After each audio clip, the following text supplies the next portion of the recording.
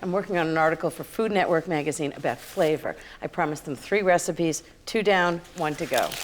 So my third recipe is lemon capellini with roasted shrimp, and you're not going to believe how easy this is. I've got 2 pounds of shrimp. They're large shrimp. They're peeled and deveined. Watch this. This is the best way to make cooked shrimp. Olive oil, salt, pepper. Toss them together.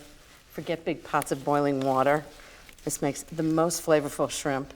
Into the oven, 400 degrees, 6 to 8 minutes, and they're going to be perfectly cooked shrimp. Okay, while those roast, I'm going to make the pasta. But in order to have delicious pasta, it's got to have salt and oil in it. So, lots of salt. I want it to have great flavor. Big splash of oil so it doesn't stick together. Okay, and 1 pound of capellini, which is this really fine pasta. 3 minutes. Give it a big stir.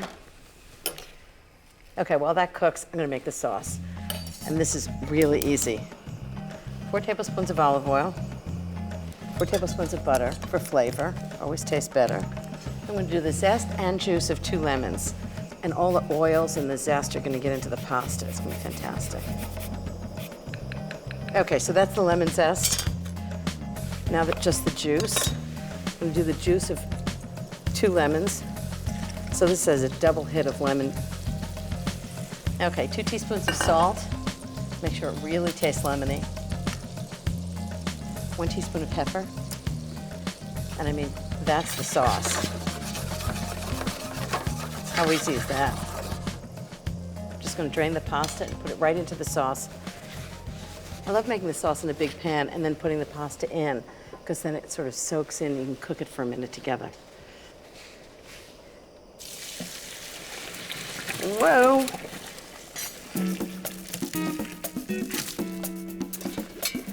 Now that's a lot of pasta. Okay, right over and into the sauce.